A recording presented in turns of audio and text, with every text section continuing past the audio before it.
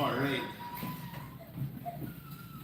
One person will sit down. All right. I'm Grady Eller, National Jersey General Manager. And so today's roundtable, we're discussing with some members of our association who do some on-farm processing. To my right is Tori and Bridget Lutz, Riverbend, Piedmont Jerseys, and Riverbend Creamery. That further over would be Elizabeth Lansford, Lunsford Cheney, and a cute little baby she brought with her from Cheney Farms. So it's not overly formal. They're going to introduce themselves, kind of talk a little bit about themselves. If you have a question, I'm not a teacher. My wife is. I'm not going to call on you. Just ask your question, okay?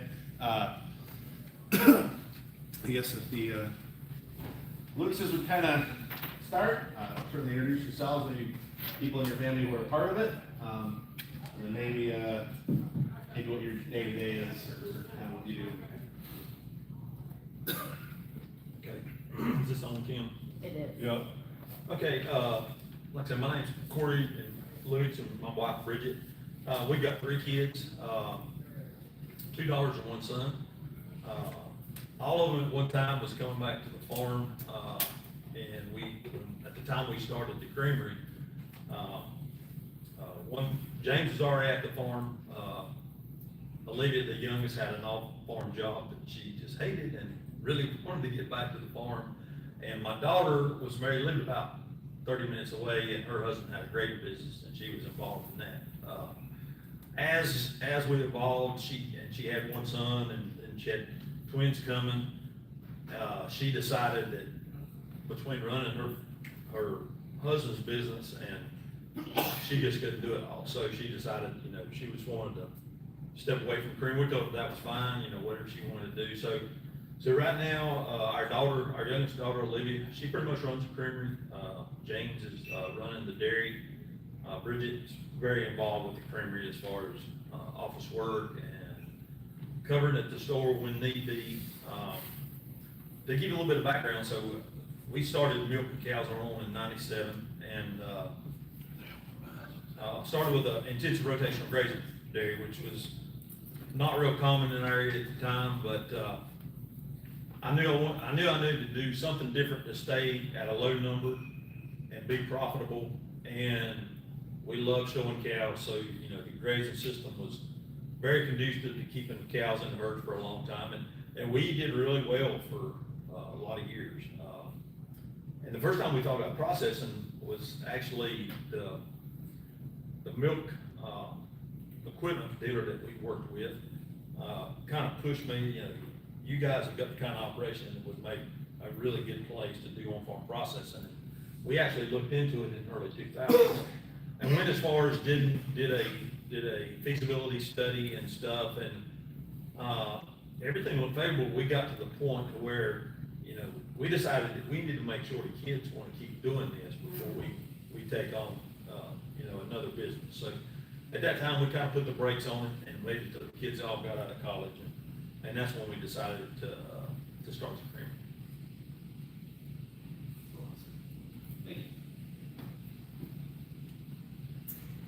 I'm Elizabeth Lunsford. I am the youngest of the 3 Cheney children.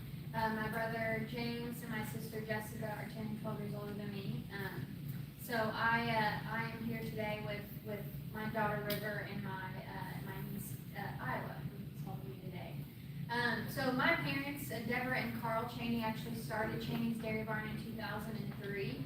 But my grandfather started milking cows in the 40s, and my dad took over the herd in the 1980s. So we are in Bowling Green, Kentucky, so probably a little over 2 hours from here. So we, as you all know, in the year 2000, we were getting the same price for our milk as we were in the 1970s. And so at that point, we actually wanted to start bottling milk at that time. They did a lot of looking and a lot of learning, and realized at that time a lot of places they went were making ice cream. So in the year 2003, we started making our own ice cream, but we were using a purchased mix at that time. So it was always in the back of our mind to be able to start bottling our own milk and selling fluid. But, you know, looking back now in 2003, I don't think we were ready, and I don't think our customer base was ready at that time to pay what we would have required to be able to be profitable. So, in the year 2014, we kind of all sat down as a family and decided we needed to make some changes to the facility. So in 2003, we opened as a restaurant, and we serve ice cream. But then we knew we needed to make some updates to the farm, to the housing that the animals are in. Our parlor was old. So in 2016, we went to a compost bedded pack barn with a Lely A4 at that time. We've upgraded since into an A5 robot. And we moved to that type of system. We were in sand bedded freestalls and moved to a compost bedded pack barn. A lot of that was from a land availability of being able to spread liquid manure. So I actually came back, and in 2014 I have a full-time job with Alltech Animal Health and Nutrition, which is based here in Lexington.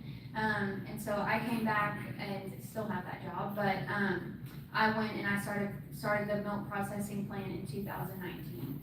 So Cheney's Dairy Barn buys milk from Cheney Farm, and they pay J.R. Cheney Bottling Company, which is me, a processing fee to pasteurize and package the milk.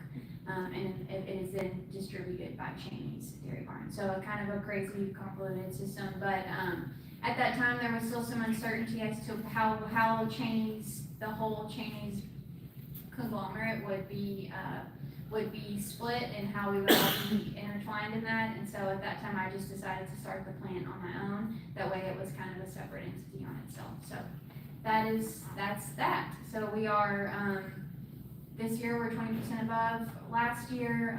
Sales are good. We just recently did a big expansion on the dairy barn to kind of help with getting people in and getting them out efficiently, and things are going well. So we are using 100% of our milk, which is about 25,000 pounds of milk a week, and we're purchasing in another 25,000 pounds of milk from a partner dairy that we're doing. So that's kind of it for us right now. How many family members are involved in your area? That's a good question. We're not trying to start problems here. So I do the milk bottling. My brother does a lot of he does not like to milk cows. So, but he does everything that's not cow related, which we all know there's a lot of that. And then my sister's more on the finance side. So we're all involved, but all have something else as well. There have been discussions as to what that will look like, and I think a very productive thing my parents did was they had worked with a lawyer who had meetings with each of us to basically sit down and let us all, she had 1,000 questions between her meetings with them, and so I think that's all in the process of kind of getting worked through, but there is no answer at this time. Nieces and nephews are all involved. I have a niece and a nephew that both work for me in the plant and do deliveries, and so there's quite a bit of them involved as well. So in Wisconsin, we have the center, well, I guess the nation has a Center for Dairy Innovation. I just know the Wisconsin center a little better. One of the people I talked to there said to me, you'll know when somebody's ready to be a processor when they say, I want to be a processor to make a good dairy product. Not, I'm really sick of not getting much money for my milk. And so like you got to the point where you said, I want to be good at making butter, I want to be good at making something one day. What was that like first product thought process that came to you? And you know, we've always really concentrated on milk quality, and won low somatics awards from our state dairy association and stuff. But for me, it was, you know, when we would travel and I tell people what I did, you know, where can I buy your milk? Well, you can buy my milk at Ingles, but it ain't very much of it mine.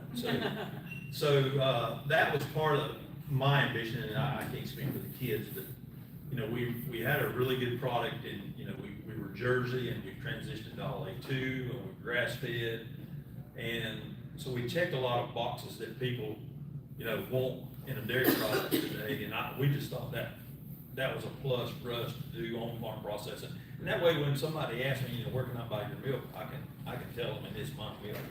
And believe me, there is a difference in milk quality from, place to place. And we,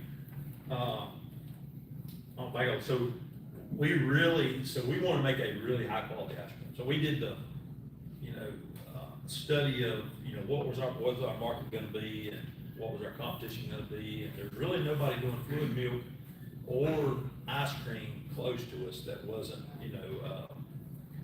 a distributor. So we went into the process, we're gonna focus on ice cream and really have good milk products. And so we will win awards on our ice cream and our, especially our chocolate milk. We've got a really good chocolate milk, or we think we do. And, so that's kind of what got me really interested in being a processor. Just for the, while we're talking here, Olivia gives a fantastic tour. How do you feel about, does the tour really bring in what you're looking for kind of thing too, as far as the creamery is concerned? She does a great job. Yes, and, so, when we did our business plan, we knew we were gonna have to try to, get every segment of income that we could. So, and part of it was we wanted to do farm tours to bring kids out, because there's, so many families removed from the farm, and it is amazing how little the general public knows about where their food comes from. So that was always a part of the business plan. And so we do farm tours pretty much year round. We do a lot of school groups in the spring. We do farm tours all summer. We don't do much farm tours from about the end of November through the 1st of March. But we do farm tours year round. And we're trying to, evolve that and improve that. So Lily does a lot of farm tours. Bridget does a lot of farm tours. And we've also got some of our store staff that are trained to do tours. So we try to make them available to the public, pretty much all the time. And I agree that Libby does a great job. She does better than me and Courtney. She's the only one I've been on, so it's really not fair. But she does good. I think we were kind of an interesting situation. I think we started out of a necessity of, poor milk prices, not really having any other training to do any, my parents didn't have a whole lot of training to do anything other than that. My mom was a seamstress. My dad, he'd milked cows all his life. So I think whenever we started making an ice cream, it was in our mix. And I think we were proud of the ice cream that we were making. We felt that it was very good, but at the end of the day, I think we knew that it could be better, and we knew that it could be so much more than what it was with our milk, because we were so proud of the milk that we produced, because we knew that it was a good product.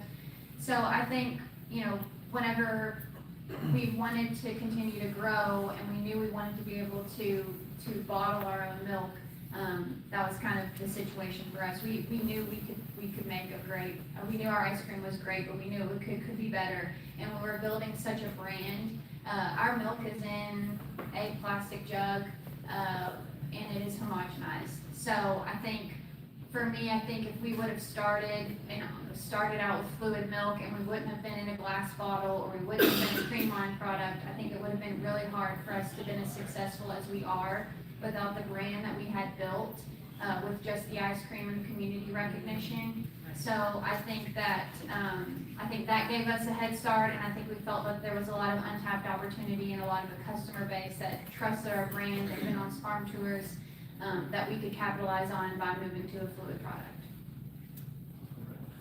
Appreciate it. Our third voice or thought process is here. This Strax, Ken and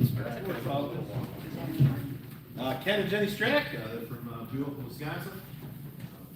I guess so. The question you missed was, I guess, just give us a little background about yourself, and then maybe the aha moment to say, like, we're gonna produce something. We're gonna make a product on our farm, or cheese factory. Okay, well, we're from Random Lake, Wisconsin.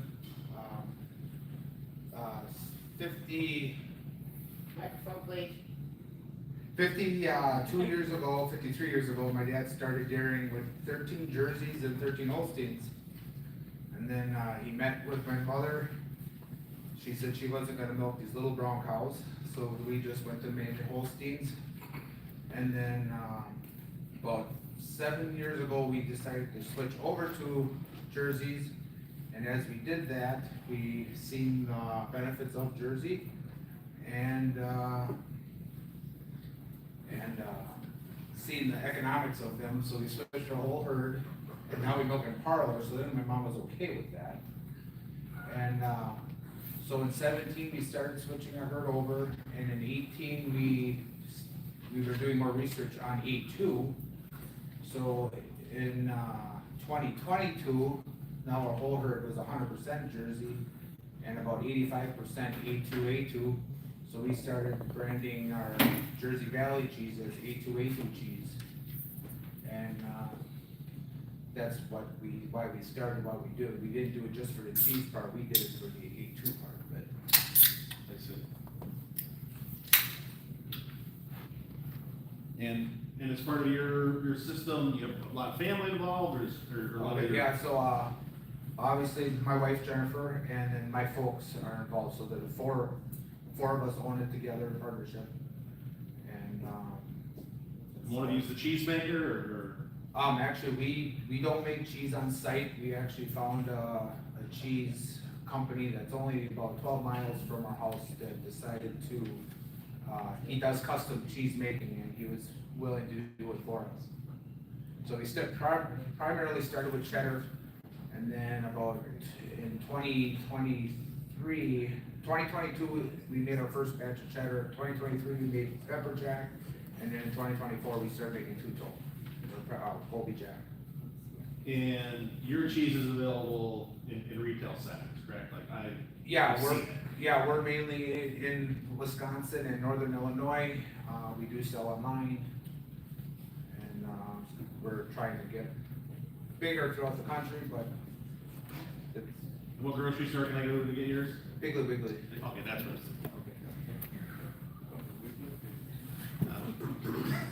Yes. Oh, wait.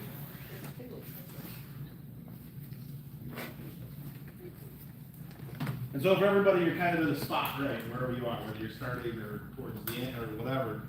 And there's a next step, right? We're gonna, I guess you have the mic, so, you know, you say, hey, we'd like to get bigger, you know, is the next step processing every day of the week, or, you know, do you have like if you go through like, if you have 3-step goals or 2-step goals, or? Well, right now, our big thing is to try and increase sales, and our biggest thing is to try to promote the A2. We've had many people that are lactose intolerant or just discomfort with dairy try our A2 cheese, and they don't have the discomfort. So the problem we have is trying to educate the people out there about A2 and to move forward with that. Right now, about 8 to 10% of our milk a month goes into our own product. I guess we want to pass the mic down this way and talk a little. That's a great question. With a year-old baby, I have honestly taken a little bit of put the brakes on a little bit on growth. But as we're working towards figuring out what the next steps are, you know, there are things I've looked at that I would like to maybe look at being more efficient with our plant. Right now, we run 2 days a week. We run Mondays and Wednesdays. And they are very long, very hard days. So, you know, I think that there's a lot of opportunity for us to expand. If we were to grow, we have more open days of the week to be able to do that. We do only offer like a seasonal strawberry and a seasonal eggnog, but I do think there's some opportunity with our plant to be able to do some lemonades and things like that we can utilize some of these outlets that we have currently through Kroger or Houghton's and things like that, to be able to offer a product that is like a lemonade or is non-dairy. And like you know, I think A2 is definitely in that untapped opportunity that we have not looked into. We haven't had to at this point, just because it hasn't been something that our customers have required of us. But I do think it could be another marketing strategy. You know, whenever people reach out to me, the main thing I'm looking at for growth is the smaller the container size, the better the margins for me. So if I can do something that's a quart, a 14 ounce, I'll take it on all day, but, you know, gallons, they're kind of labor intensive and they take more volume. And so as we're navigating where our volume is gonna come from, I'm less likely to take on those avenues.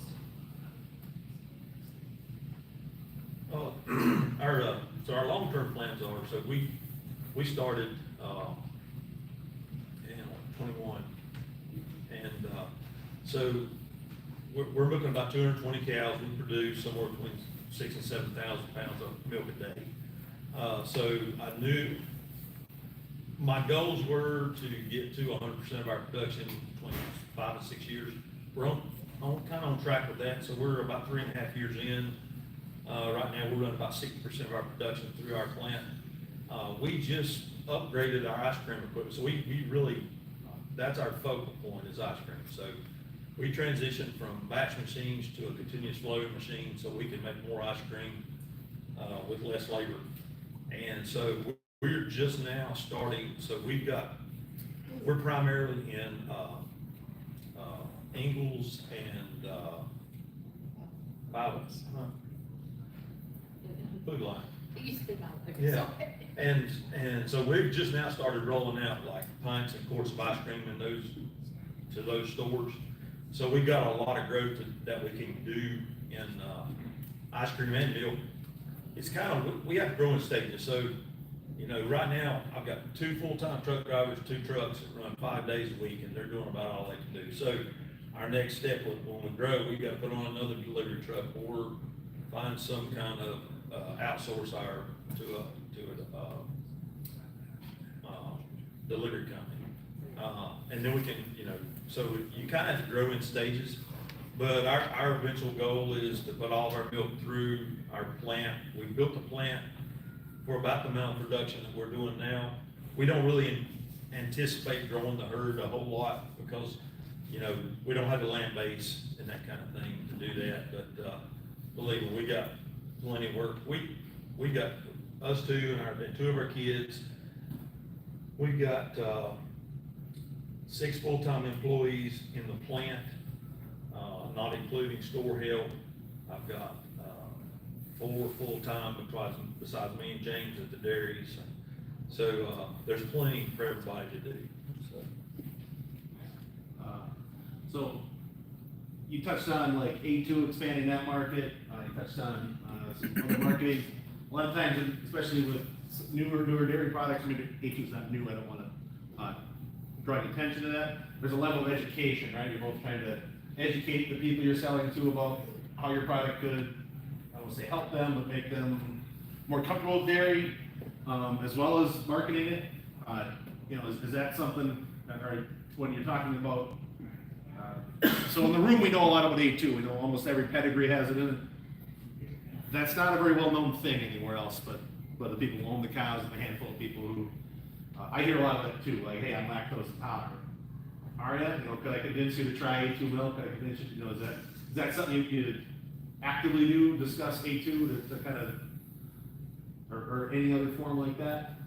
Yeah, and we've got a customer base that tell us that, you know, they can drink our milk and they can't drink the store brand milk because of A2. So we do have A2 on our label because of labeling rights. It's very hard to put it on there where it's really visible that you don't infringe on the rights of A2 Milk Company. And that's part of the tour. So every tour, we explain to them what A2 is and why we've transitioned to A2 and the benefits of A2 that, you know, a lot of people can digest dairy, A2 dairy that can't digest regular dairy. So we promote it as much as we can, but I'll tell you, every person I ask, do you know what A2 is? They have no idea. So we've got a lot of work to do to inform the public about what A2 milk is, and I'll just pass it on. Yeah, we do not. Not that it would be a great idea, not that we're probably missing out on a lot of opportunity there, but we do not.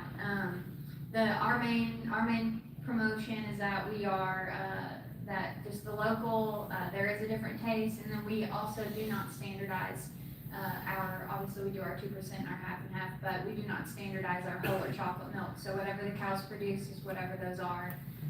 So we're running around 5% on our whole milk. So I think that there is, people taste the difference. I get that a lot. And that are, so I think our main promotion is local. I think moving to, I am changing suppliers at the end of the year, because currently we're not 100% Jersey with the milk we're purchasing in, so please don't kick me out of here. If you all know how hard it is to buy, milk from people. But I am moving to someone who's putting in a Jersey herd for me, to be able to purchase that milk from them, but I don't know how easy it would be for me to require A2 of them, so it's something that we're definitely thinking about. Yeah, for us, promoting the A2 has been actually very good. I have a brother that works for us full-time, that he does all the distributing for us. He runs across the state, and he does a bunch of cheese demos, and when we do the cheese demos, we get the great feedback of people saying, boy, it's such a creamy cheese. Even that stuff that's 3 years old, it crumbles, but it's still got that smooth, creamy taste. And then, but we are very local where we are. In Sheboygan County where we live, we're pretty much in every grocery store there is in that county. And I think a lot of people love supporting local and knowing where their product comes from. And so along with all that, just to promote and describe what the A2 is and what it can do. And of the people that we surveyed that could not have dairy before, about 98% of them can actually have our product. So we feel that's, at the end of the day, that's our big win. Is the people that couldn't buy dairy before is now gave them an option. Can you tell them to tell somebody else too? Oh, and that's the biggest thing. This guy knows somebody else, and that guy knows somebody else, so it just keeps going and going. So our sales have been going better every year because of that. If anybody else has questions, certainly we can take them for a second, otherwise, mine will switch gears just a little bit. You probably didn't just start this with your own idea, you had mentors or somebody you talked to about it, or, how did you just kind of come up with the idea organically, or did you say, did you find somebody to talk to? I know it's really important, especially in a lot of cases, to find somebody local to talk to. Like, I can talk to John Kokoski about it. Massachusetts requirements are very different than Wisconsin's. Massachusetts market is very different than Wisconsin, so it wouldn't he's probably happy to tell me what he did yesterday, but maybe it certainly wouldn't be as helpful to me. Like, if you're looking for mentors or leaders to follow, you need to find one that's fairly close to you, right? And that's where we were very blessed. About 8 miles from me, I have a small dairyman that's got 60 cows, and he's the one that helped me get into jerseys as well, along with Walter Owens. And but on the cheese side of it, he's got Little Brown Cow cheese, and he does it just for the fun to get the family together. He isn't doing it to make the money on his end. But he was the one that was very helpful in getting started, because we use the same cheese processor. So I had ways of finding out what to do, what not to do, and it worked pretty well that way. I worked with a local individual that worked at a larger plant, like a spray dry plant, and he helped me, just locate equipment. He helped me set it up. He helped me learn how to run it. So without him, obviously I wouldn't have been able to do it. But I did source equipment overseas, and I felt like I got a great deal on it. I think if I hadn't have had his help, if I would have worked through a company that would have helped me to source the equipment, help me to set it up and learn how to use it, I think I probably would have come out financially about the same. I don't think I saved a lot of money. But yeah, I worked with someone who had experience in a large plant that helped me learn how to use my equipment. So, yeah, we did research for about 3 or 4 years before we ever started building the plant. But I was very lucky, and I mentioned this morning in AJ, John was a big help to me. But I had 2 dairymen that were 2 guys that had never milked a cow They were farmers that were interested in getting into dairy business, and both of them eventually did. And one of them was in eastern North Carolina, and he milked cows for about 3 years, I think, and then he built a milk plant. And me and him were very good friends. And he was invaluable help to me because he'd already went through all this stuff as far as, what products you're gonna do and what process are you gonna take to make those products. He even went as far as when we got our plant built, he sent the guy that did his processing, he sent him up there for about 4 days to help us get started, which was invaluable because, we did decide to do, short time or HTST, pasteurization, which is, it's more economic as far as energy costs. It's a little hard to figure out because it's not just putting milk in the tank and heating it up and then cooling it down. But, his guy really helped us out on, timings and stuff to make that thing work. And, so yeah, we've got a lot of friends that process that we pull a lot of valuable information from. So this next question will use to touch financially intrusive, and if you don't answer, it's fine. But one of the interesting things about processing your own milk is you probably don't wake up one day and say, I can sell all of my own milk retail. There's a period of time where you grow, like you talked about, and there's milk co-ops and milk plants that are more and less comfortable with you taking some of your own milk. You want to talk about like how that process works? I mean, there's certain co-ops who say like, hey, we can't pick you up because now you're a competitor. You're selling your own milk, we're selling our milk. We're on different teams now, so you must have somebody or some process where you work retail, not retail, like wholesale you work with. Yeah, so I was lucky. We sold to a fairly small co-op in North Carolina. At the time we started this process, they weren't even a co-op. They were independent milk company that supplied milk for a milk plant. Well, when the overorder premium money kind of dried up, we actually had to form a co-op just to stay in business. And so the first thing I did before we ever did anything was, I wanted to see what those guys, and they pretty much told me, I think it helped that I was a quality producer as far as milk quality, but they told me they would take whatever I wanted to ship as long as I could work it out with the milk hauler. So that was a huge step into getting us started. And as far as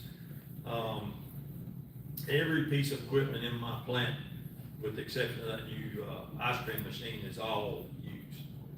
It is very expensive to get into this, and especially to try to do it with the new equipment.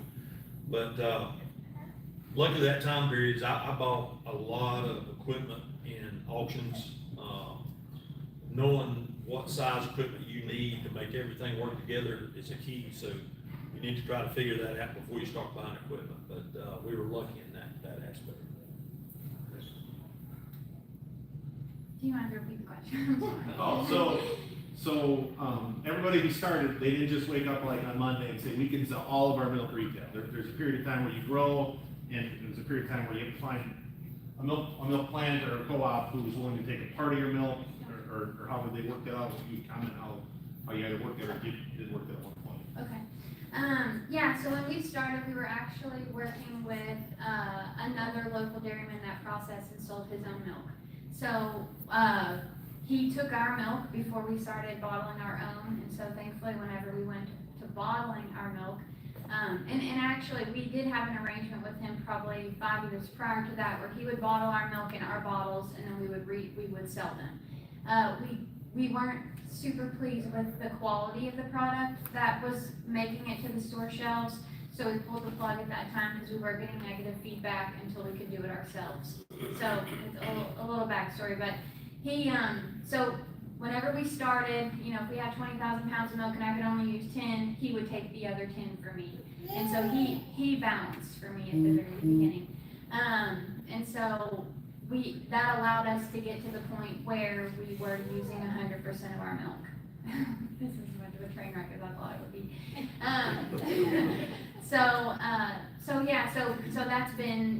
We were very fortunate that there was no way we could have been able to do that without having him balance for us.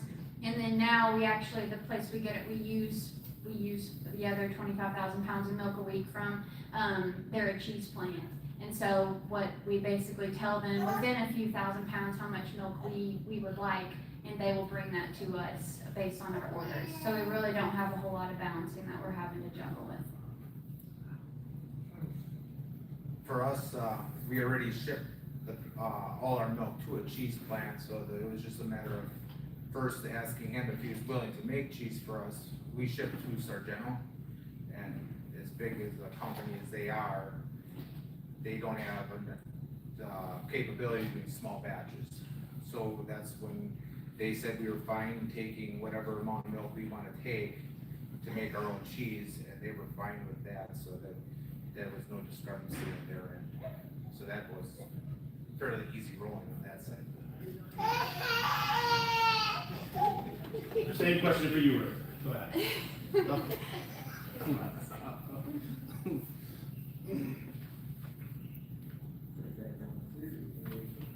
a little faster than I thought here. I guess, when we talk about like, you know, everybody's talking to the department, we have retail partners too. I would have no idea how that works. I've read articles and stuff like that, like, you just find you're looking at like a grocery store wholesaler, or like the next step is once it's in retail, there's another step beyond that, or is it just, maybe I didn't fully understand what the heck I just read here. Eric's handwriting was really bad, mine's actually worse, so sometimes I don't understand what I just wrote. So yeah, I guess, yeah, that's kind of part of my question is though, so you send it to a grocery store, and then is there like, you have one wholesaler and they send it out, or do you have multiple wholesalers at that point? I guess is my question. Well, when we started with Piggly Wiggly, it was just the fact of getting the phone number and then just going to all Piggly Wigglies in Wisconsin and Northern Illinois, and if they want our product. We do the delivering, so we don't need no distribution. If we want to grow and get more regional or nation, we would probably have to go to some type of distributor. But we would want to do more homework on that first before we all of a sudden make all this cheese and then it just sits there, which in time is more valuable for me because the price just keeps going up, but I eventually gotta sell it. So, but right now, we're trying to just market it ourselves and distribute ourselves and just try to grow within that way. And your research that's on what kind of cheese you're making, or what size of packages you're making, or all those things? Well, so we started making 1 pound packages, and then when we do our cheese tastings, and then we usually do a little promotion to sell a little cheaper. When you get the widow that comes in, well, I can't eat a whole pound of cheese, can I buy some smaller packages? So now we actually do 8 ounces as well. How much do you have to track the supply that the wholesaler has? Do they just order a certain amount and pay the whole price, or do you kind of monitor how much they have and when they want more? So my brother goes to every store every 3 weeks. So he manages, he's got his own little technique how to figure out how much to leave. And then he also talks to all the dairy managers in that specific store, whether it's a op store or grocery store, cheese stores or whatever like that. And actually my wife even does, she's got a small route every 5 weeks. And it just all depends on the store. If one kind is selling more than another, then we sell, we just fill that order up to where they want it, or we increase it depending how we feel each kind is selling. So they pay one time for whatever's dropped off. Correct, on whatever's that dropped trip. off at one time, we write an invoice out and then they send a check. What's your best selling? Two-tone and pepper jack are our best, and then some of the sharps are getting a little more popularity to them. I like the shirt. I don't like shirt cheese, I like the onion.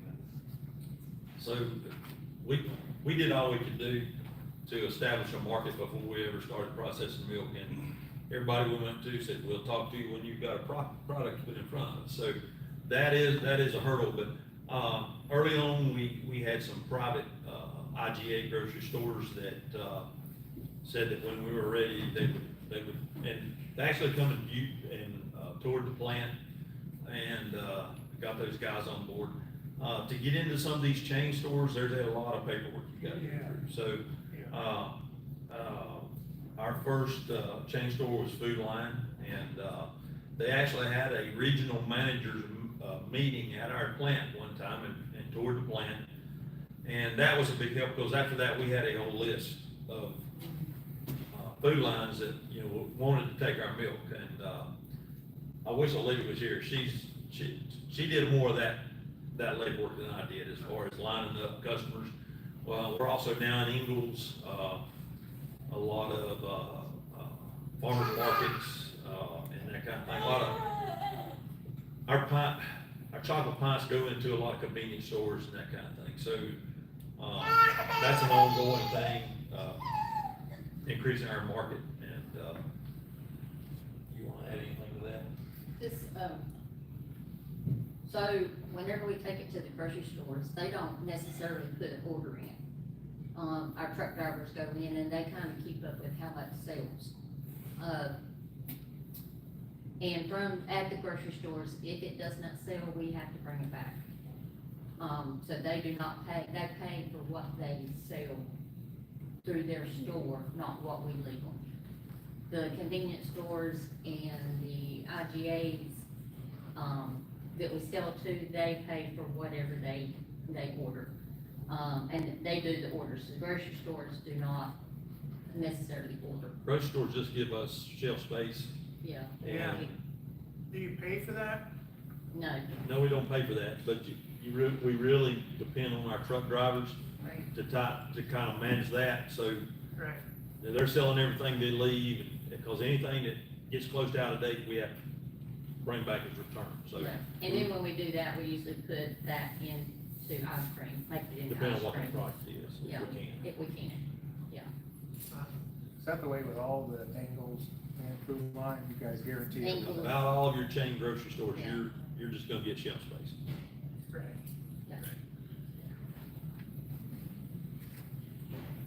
yeah.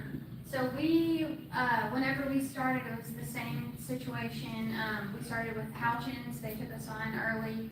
And so they put us in a lot of their Crossroads IGA stores, as well as a lot of their convenience stores.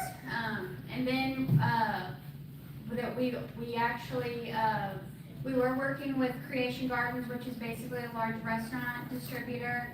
And they had a dairy supplier. When COVID hit, that company's entire business was restaurants. And so that COVID basically took that dairy. So they were looking for a new dairy supplier, and so they took us on. That restaurant is currently taking, almost 2,000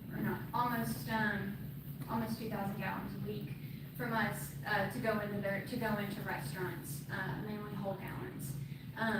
And then Kroger, so we work with a distributor who does service all of the Krogers, north of Elizabethtown. So Nashville takes care of the Bowling Green and South, and so we're not in those. But, we were doing a lot of delivering. We don't have a lift gate on our truck, so the guys are bringing out stacks of 5 crates and throwing them in the back of the truck. I mean, it's a lot to load, and so I moved to, I really pushed people to not do credits and to pick up product.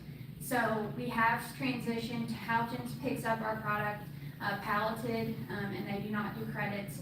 And then Kroger the same way, they pick up our product and we don't do credits. However, they don't like it, and they really push us on price. They want it for as cheap as they can possibly get it. So, and Creation as well does not do credits, and they pick it up. So that's kind of what we moved to. The negative about it is though that, I get people who buy milk from Kroger. I'm sorry, guys. Who buy our milk from Kroger that's in Lexington, 2 hours from us, so obviously they do all the delivery. But the milk on the shelf has it's been out of date for 2 weeks. So that's the trade, and I struggled to give up the control of the product because I wanted to be able to control what it looked like and what the end consumers experience. So I think it was a trade for us of being able to grow and be able to move some volume. So, I don't get that a lot, and truthfully, I get a lot more positive feedback than I do negative, but it is something that has to be managed. Because early on, we were going into the stores twice a week, checking inventory, doing rotations, so we knew that the customer experience was always a positive one. And so now we just don't have that control as we've expanded our footprint. I'm out of questions, so if you have a question, I'd appreciate it. Yeah, I got a question for each of you. Obviously, with value added, you have to have more than one outlet, as you guys have talked about. What is your highest percentage product that you sell to one outlet? Is it 40%, 50% of your product, or? You know? Are you meaning like a customer that buys the majority of our product? Yes. Your overall output, do you sell 40% to your best customer of your total output, or 20%, or what do you do? Because we've always been told, don't get over 50% of your product to one individual. Oh, I see. Yeah, and I think that you know, the dairy that went out because COVID and all of their business was with Creation Gardens, and whenever COVID hit and there were no restaurants in, there was no milk being sold. So, you know, that was a good lesson for me to always be diversified. I don't know what percentage Creation Gardens is, but I would say they're probably my largest. I don't know. Honestly, Creation, Kroger, and Houghton's all feel very similar to me as like a 30-30-30, and then probably 10% is a direct to consumer, direct sourcing.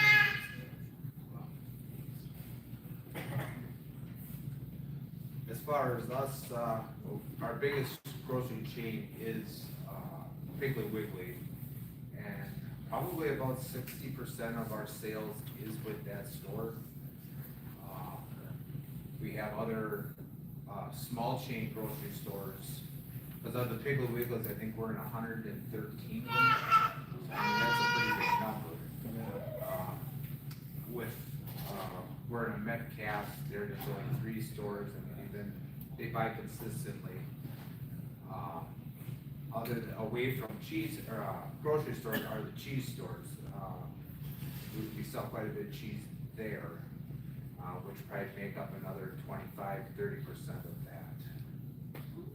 So that's what I got for that answer. I'm not sure what the percentage is, but our biggest customers are the grocery stores. But then we got like, you know, like 10 food lines that are all together. Our biggest,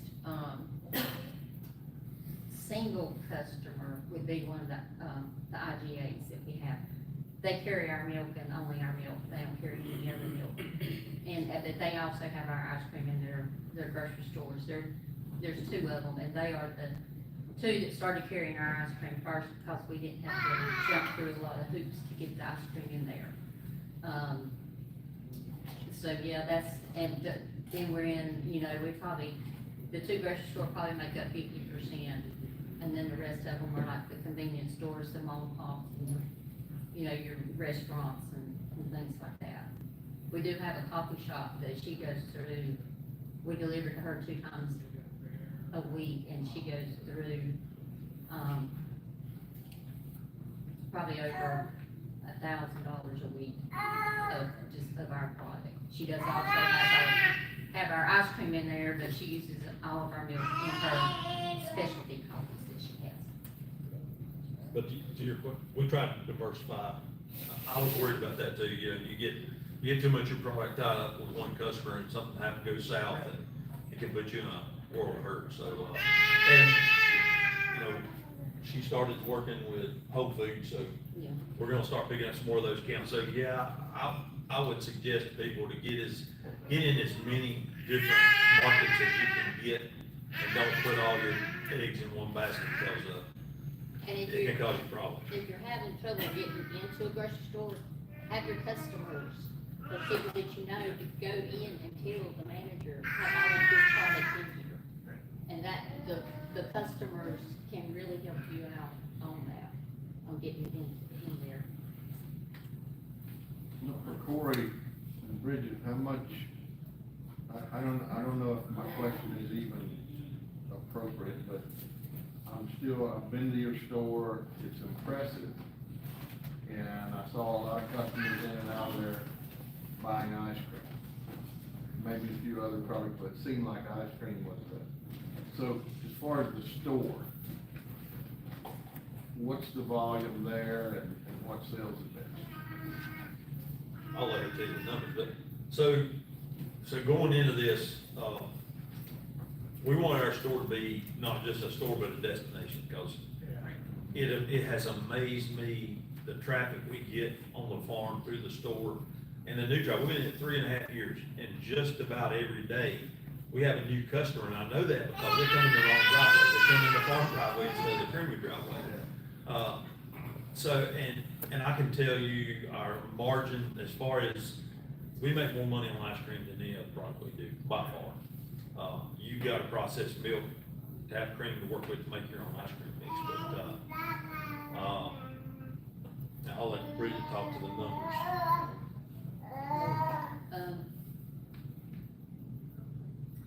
I'm not, chocolate milk, our half gallon chocolate milk, we go through, that is the most that we go through. But what percentage of our income comes from store versus milk sales? That's the part I said maybe is not an appropriate question. Well, I'm not It sure. ain't that, I just don't, it's not that, I mean, I don't care to tell anybody anything, it's that I don't know the, I don't know the right numbers. But, I will tell you this, okay, like on Sunday, we're open from 2 o'clock to 6 o'clock, because most of the kids that work up there, they go to church. Yeah. So in those 4 hours, some days we'll make $4,000, $5,000, $6,000 in that length of time. And you're busting butt the whole time.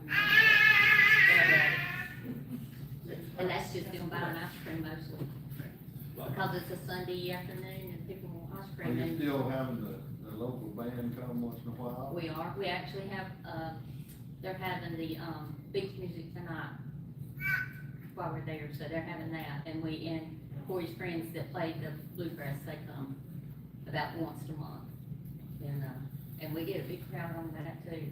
And then we have a festival, we've kind of gotten to where we only do one, and that's in, October. And, we do that one mainly just to get through these, January and February, because that is our slow time in the store. But we still make enough money in the store to pay the help that's in the store. Did that answer you? well, one of the parts, I will say that early on, when we first got started up, the store is what kept us cash flow. You know, because when you start processing milk and you gotta work with these stores and, they're a month behind on getting money in, the store provided that cash flow to keep bills paid. When we first Yeah, started. the grocery stores they stay a month behind paying. Yeah. So the follow-up question, if I may, sir, Yeah, go ahead. for all of them, my impression is all of you are making high-quality products.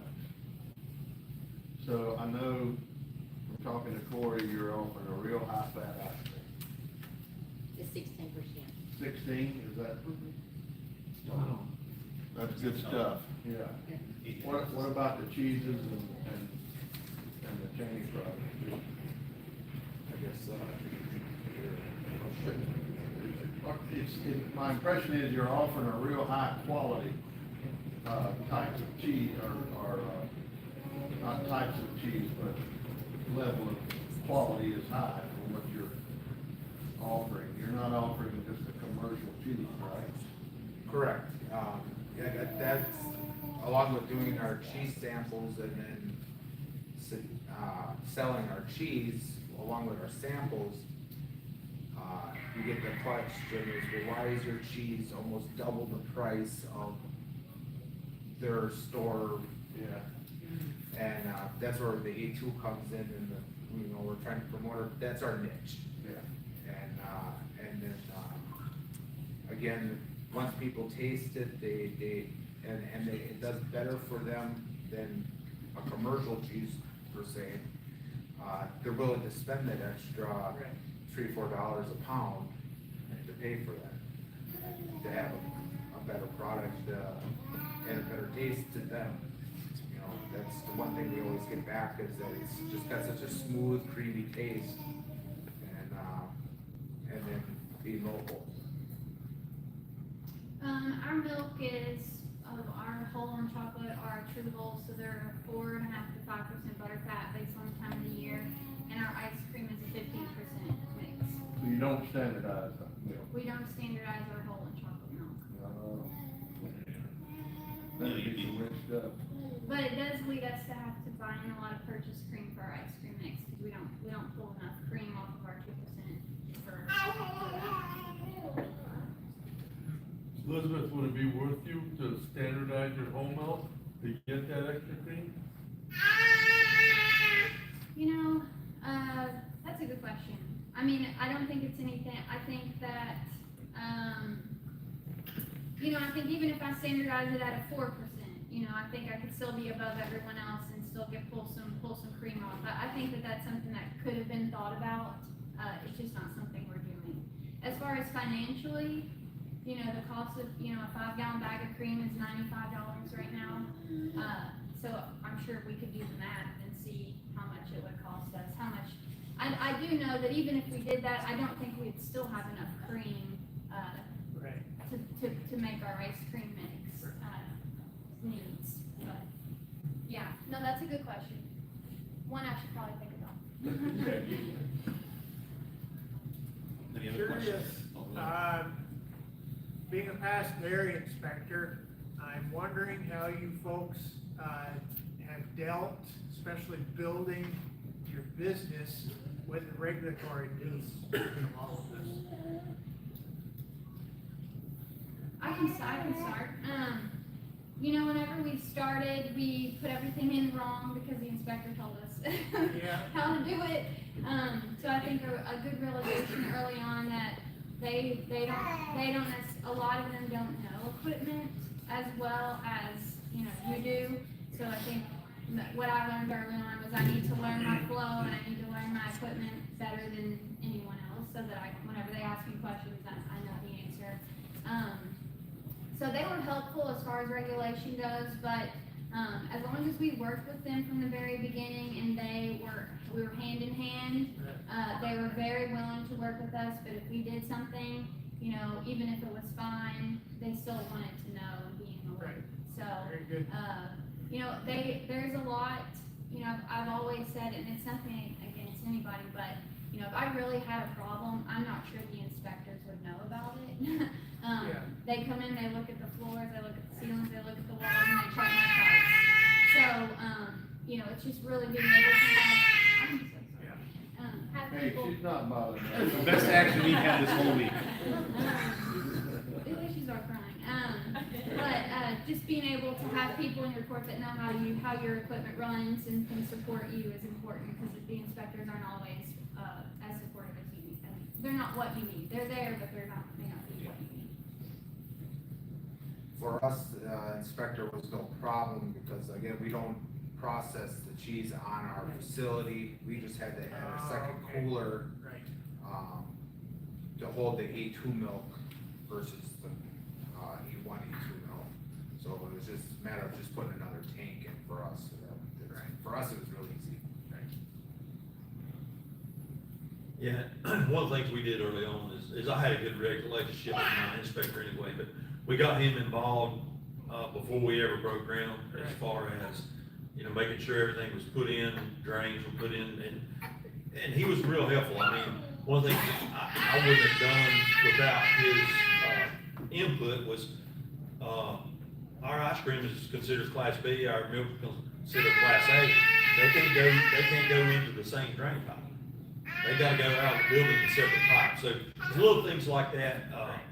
We eventually had to do a few things to get IMS listed, and that means so we can send product out of state. Right. So, There's a couple things I would have done different up front that I had to change if I had told them I want to go that route eventually, starting up, but, anybody that's thinking about doing it, I would get your inspector involved before you ever start.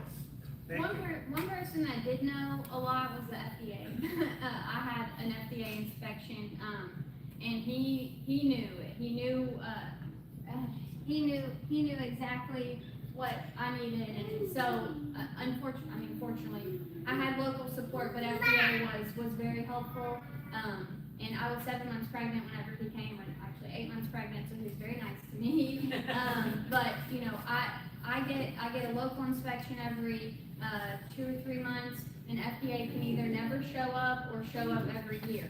So that's, you never know. So I've been in business for 6 or 7 years before FDA showed up, and it was a helpful, honestly, it was a very helpful experience, and he was very low stress, but it was helpful.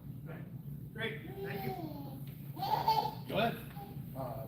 Now that you have your wholesale established, and you have your retail, what percentage of income would you say comes from your retail location compared to your wholesale? Could you survive on just wholesale, on just the retail, or at this point in the game, are you really relying on the wholesale to really keep, everything rolling for you guys? Yeah, that's kind of hard to do. We need the wholesale. Yeah, at the volume we're at, we need the wholesale. We couldn't do enough retail to. There's not enough money that would go through the store to make the payment on the processing plant. And to pay everything else. I mean, there's a ton of money that goes out, y'all know that. You know, you got your chemicals, you got labor, it's a lot, so we would have to have both. That's what we found, the higher the volume, the more you can spread that overhead out Right. per the gallon, and the better the price you can get to the consumer. Yeah, so, Yeah, we gotta have both, like I said, we're only about 8 or 10% of our milk. We ship 30,000 pounds of milk a day, so I need that both to make it go right. It would not go right now. I mean, at time, we're hoping someday maybe we can do 100%, but that's a long ways away yet before that gets there. I was trying to pull up on my phone. I don't know the retail Dairy Barn, ice cream figures off the top of my head. You know, I would say wholesale ice cream, I really have no idea. Wholesale on the milk side, I would say probably 5-10% is retail versus wholesale. On the ice cream, I would probably say 90% is retail and 10% wholesale. Maybe that's skewed, but, the good thing about wholesale for me is if I overmake, whole gallons, then I can send those, I can reach out to Creation and say, I've got extra whole gallons this week, and they have the ability to put it through their channels. So that's been the beneficial thing, is to have those retail partners that can help you distribute.